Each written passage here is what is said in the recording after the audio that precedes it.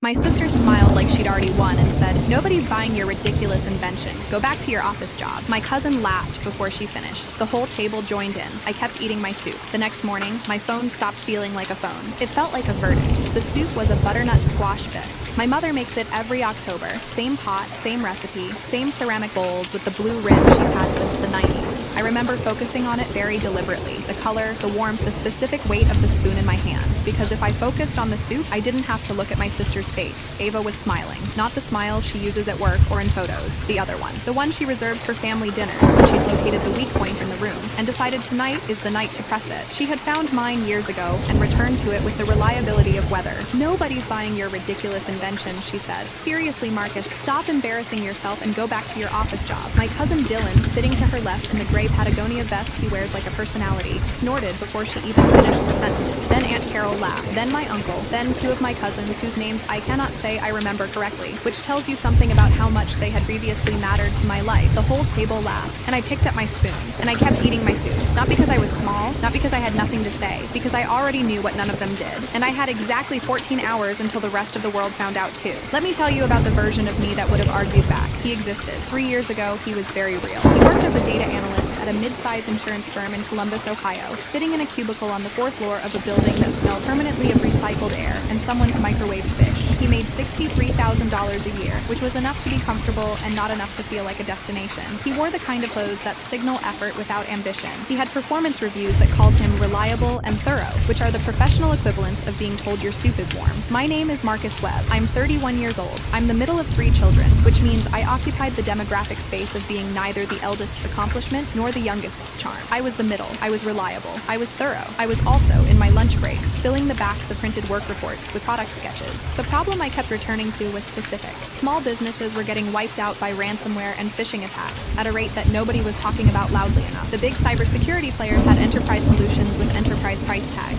SAP, Palo Alto Networks, CrowdStrike. They were not built for the dental office on Broad Street or the 3-person accounting firm in Worthington. Those businesses had QuickBooks and a prayer. I wanted to build something that bridged that gap. A physical security key device. Think a USB-scale hardware token with an onboard micro firewall that small business owners could actually afford, actually configure without a dedicated IT team, and actually trust with the data that kept their operations alive. I told Ava about it at dinner in March of that year, which was my first real mistake. She had looked at me across the table with the patience of someone waiting for a child to finish a sentence. "So it's like a USB drive," she said. "It's significantly more than a USB drive," she repeated. Dylan thought that was hilarious. That was the first dinner. There were many more. My co-founder found me through a forum post. Her name was Priya Subramaniam. She had spent 4 years at a network security firm in Cincinnati before leaving to finish an MBA at Fisher College of Business at Ohio State, which is where she found my forum post describing the product gap I'd identified, and which she later told me was the most precisely framed problem statement she'd read from someone who wasn't already being paid to think about it. She called me on a Thursday evening in June.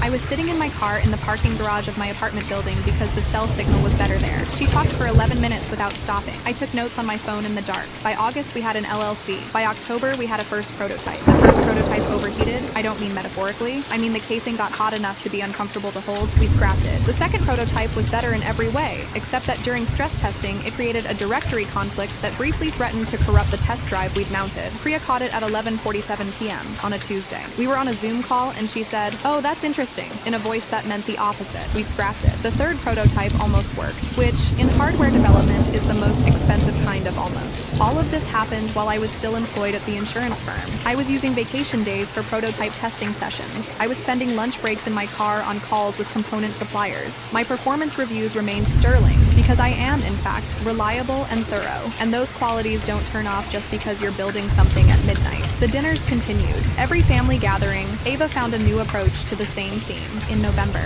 still doing the gadget thing? In January, Priya must have infinite patience. In March, Dylan's brother-in-law works at a startup. You should ask him what a real one looks like. Dylan laughed on cue each time. He had a remarkable talent for it. I made the mistake of sharing a real win in April of that second year. We had a paying client, Walsh Accounting, a 4-person firm in Westerville, Ohio, run by a woman named Sharon Walsh, CPA, who had lost 6 weeks of client data to a ransomware attack 18 months prior, and had been operating in a state of low-grade trauma about data security ever since. She paid us our first real invoice. It was not a large number, but it was real, and it had someone's signature on it, and I was proud in the way you're proud when something stops being theoretical. I mentioned it at dinner. dinner, Ava didn't let me finish the sentence. Is this still the thing you're losing sleep over instead of building an actual career? The table laughed. My aunt made a Shark Tank joke. Dylan said something about garage inventors that I chose not to retain. I stood in the kitchen afterward, rinsing a plate that did not need rinsing, and I felt something change in me. Not break, change. The way ice changes when it gets cold enough, it doesn't shatter. It just becomes harder to penetrate. That night, I made a decision. I stopped explaining. Silence had always been available to me. I had just been choosing conversation instead, hoping that the right framing would produce the right response. I let go of that hope without grief, which was its own kind of clarity. We named the company Latchcore because real security holds when everything else gives way. Priya designed the logo, a clean geometric latch mark, navy on white. I hired our first part-time contractor, a firmware developer named James Okonkwo, who had done embedded systems work for a defense subcontractor in Dayton, and who joined us for a below-market rate because, he said, he was tired of working on things he couldn't explain to his parents. I filed the formal trademark registration on a Saturday morning in November. The filing number was 970841,203. I remember it because it was the first number that made the company feel like a fact rather than a hypothesis. By spring of year 2, we had 7 locations onboarded with a regional dental group called Meridian Dental Partners, based in Dublin. Their IT director was a man named Robert Chen, who had attended a Chamber of Commerce cybersecurity panel where Priya presented, and who had, by his own description, sat up very straight during her section. He called us the following week. Robert signed the contract on March 3rd. I signed my resignation from the insurance firm on March 5th. Both felt correct. Referrals followed Meridian, an ophthalmology group, a family law firm in Worthington, a veterinary chain with 4 locations. We were not scaling like a consumer app. We were scaling like something people recommended to people they trusted, which is slower and stickier and ultimately more durable. An angel investor named Patricia Guerrero, who ran a Columbus-based fund called 11th Street Ventures and had been passed on us twice before, called in the fall and said, and I wrote this down because I knew I would want it later, the discipline in your iteration log is unlike anything I've seen from a hardware team this small. She led a seed round of $340,000. We used it to hire James full-time, add a second firmware engineer, and move out of the co-working space we'd been renting by the month into a real office on Schrock Road. A journalist named Kevin Marsh, who covers Midwest tech for a newsletter called Corridor Report, wrote about us in January. The piece was titled The Hardware Founders Nobody's Watching Yet. It ran 1,400 words and described Latchcore as solving the last mile of small business cybersecurity with surgical restraint. The piece spread in exactly the channels where it mattered. LinkedIn posts from CFOs, a retweet from the National Small Business Association's account, a mention in a CISO newsletter with 40,000 subscribers. 6 weeks after the piece ran, I got an email from a woman named Sandra Osei, Director of Corporate Development at Archon Systems. Archon is a publicly traded cybersecurity company headquartered in Reston, Virginia. They trade on NASDAQ. Their 2023 annual revenue was $1.4 billion.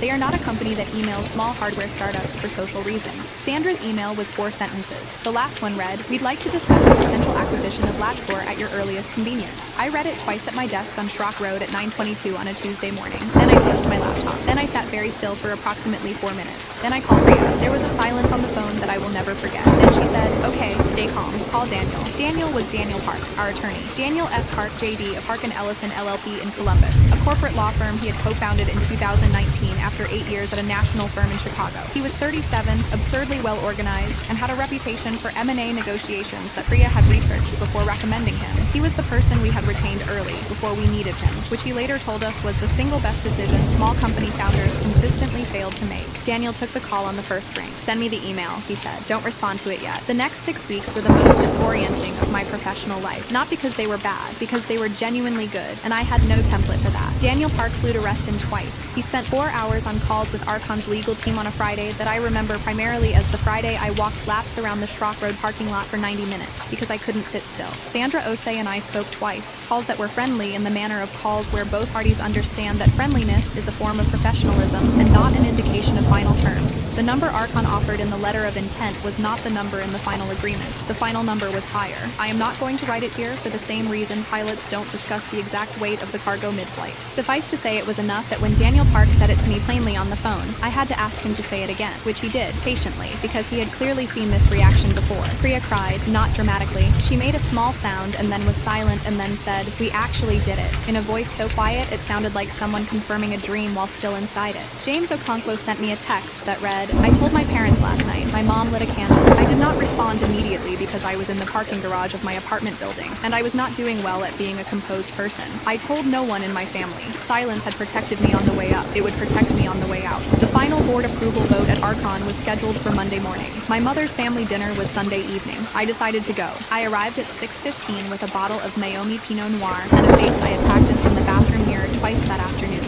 Calm, present, unremarkable. My mother hugged me at the door. She smelled like butternut squash, the October smell, the dinner smell. For approximately 20 minutes, it almost felt like any other Sunday. Then my father mentioned an article he had seen in a business section about small company cybersecurity demand increasing. That was the kindling. Ava's smile arrived before she even lifted her head. Oh, she said into her spoon. Are we still doing that? Dylan snorted. The two cousins I cannot name readied their audience faces. Yeah, Dylan said, leaning back. Keep the inventor fantasy alive, Marcus. Someone's gotta believe it. The table laughed. The half laugh. The one that gets used when cruelty needs plausible deniability. When you want to wound someone and then, if pressed, say you were just joking, relax. I kept eating. Steady hands. I checked them under the table. Steady. Ava leaned forward with the particular body language of someone who has decided to go the extra inch. Has your genius little gadget actually made money yet? The table went quiet. Not completely, but in the way of a room that suddenly wants an answer, it has decided to find entertaining. I took a sip of water. You'll know soon enough, I said. Dylan laughed. Ava shook her head like my non-answer was confirming her entire thesis. My aunt said something I couldn't quite hear and didn't try to. I drove home at 8:47 p.m.,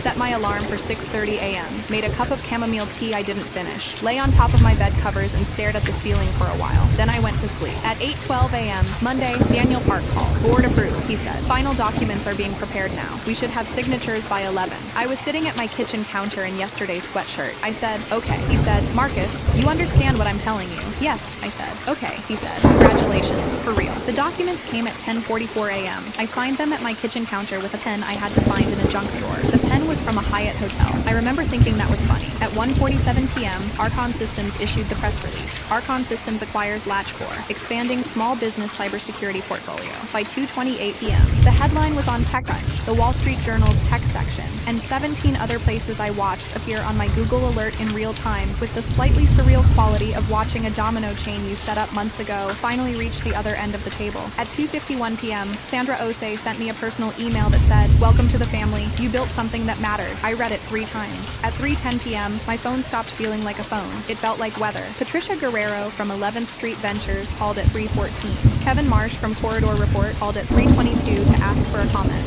James Okonkwo sent a voice memo that was mostly ambient noise and him saying, bro, repeatedly. Robert Chen from Meridian Dental texted, knew from day one, congratulations. Sharon Walsh, the accountant who signed our first real invoice, sent a card through LinkedIn that I read 4 times because it was so genuinely kind. At 3:34 p.m., Dylan's text arrived. I always knew you were going to do something incredible, man. Proud of you. I stared at the screen for a moment. Then I laughed, actually laughed, out loud, alone in my apartment. Not mean laughter, just the laughter of a man who had eaten soup patiently for 3 years and could now afford to find something funny. Then Ava called. I watched the phone ring. Once, twice, 3 times. I let it go to voicemail. She called again at 3:47 p.m. I watched that one ring too. At 3:52 p.m., her text arrived. 5 words. We need to talk.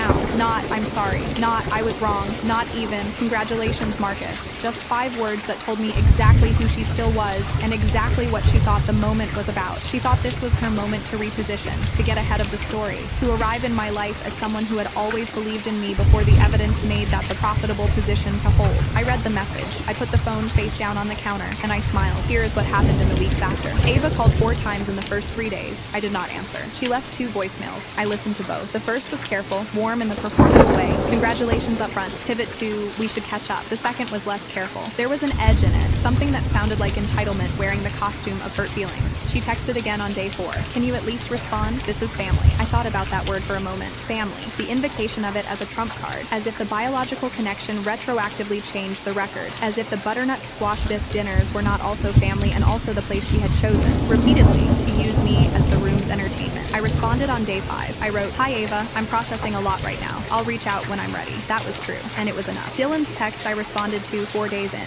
I thanked him for the kind words. I kept it short. I have no particular anger toward Dylan. He was always Ava's audience more than his own person in those rooms. The laughter was borrowed. The cruelty was hers. He was just a speaker she plugged in. What I did not do, I did not send a group message. I did not post something pointed on social media. I did not write a long text to Ava laying out the chronology of dinners and comments with corresponding dates, which I will admit I had, at one point, partially drafted in the notes app on my phone at 11 p.m. on a Tuesday during year 2, just to feel like it existed. I deleted it, because I always understood, even then, that the text was not for her. It was for the version of me that still needed explaining to be complete. That version was gone. Kevin Marsh published a follow-up piece in Corridor Report titled The Quiet Build, How LatchCore's Marcus Webb Turned Silence into Strategy. It ran 2,200 words and opened with a quote from Patricia Guerrero describing my approach as the rarest combination in startup founders, patience as a competitive advantage. The piece included a line that I did not give him, but that he apparently sourced from James. He kept building after every dinner where his own family made him the punchline. That's not resilience, that's clarity. James later said he couldn't remember saying it. I told him it didn't matter. It was true either way. Sandra Osi flew to Columbus in November for what Archon called an integration kickoff. We had dinner at a restaurant downtown and she asked me, over roasted chicken and a very good burgundy, what had kept me going during the years before traction. I thought about how to answer that honestly. I stopped needing permission, I said. She looked at me. From investors? From anyone, I said. She nodded slowly. That's the whole game, she said. Most people never figure that out. My mother called in late October. Not Ava, not Dylan, my mother. She called on a Sunday afternoon when I was sitting at my desk reviewing the transition documents Archon's integration team had sent over. Her voice was careful in the way it gets when she is saying something she has prepared. I'm proud of you, she said. I've always been proud of you. I believed her. My mother's crime, if it could be called that, was the crime of many mothers in many rooms. She had not intervened. She had let the laughter continue because stopping it would have cost her something, and she was not sure the cost was hers to pay. I understood that better now than I would have 3 years ago. Thank you, Mom, I said. A pause. Ava is having a hard time, she said. Not Ava is sorry. Not Ava wants to make it right. Just Ava is having a hard time. As though my sister's difficulty were a weather event that had arrived from outside, unconnected to anything she had chosen. I know, I said. Will you talk to her? I looked out the window. The street below was October quiet. Leaves on the sidewalk. A kid on a bike moving through the intersection. When I'm ready, I said. Not before. My mother accepted that. She was wise enough to accept it. I met with Ava in November. Not at a family dinner. At a coffee shop on 5th Avenue in Columbus, a neutral location I chose deliberately. I arrived first and ordered a plain black coffee. She arrived 4 minutes late looking composed in the way of someone who has practiced composure. She sat down. She opened with something that was partially apology and partially narrative revision. A version of events in which her comments had been misinterpreted, in which the laughter had been affectionate teasing between siblings, in which she had actually believed in me, but had been worried and the worry came out wrong. I listened to all of it. Then I said, Ava, I know you. She stopped. I know what those dinners were, I said. I know what the smile was. I know what you'll know soon enough sounded like to you when I said it because I was watching your face. She looked at the table. I'm not here to punish you, I said, but I'm also not going to let you rewrite it. The record stays the record. I was scared for you, she said. Her voice had changed. Something underneath the composure was showing through. No, I said gently. You were scared of me. There's a difference. One is care and one is competition. She looked up. For a moment, she looked very young. Younger than 34, which is what she was. She looked like the person she had been before she learned to perform certainty at tables. I don't know what to do with this, she said. Neither do I said. But you start by telling the truth. To yourself first. We sat in silence for a moment. I finished my coffee. I'd like to get here, I said. Us. Eventually. But it takes time and it takes you showing up differently. Not just once.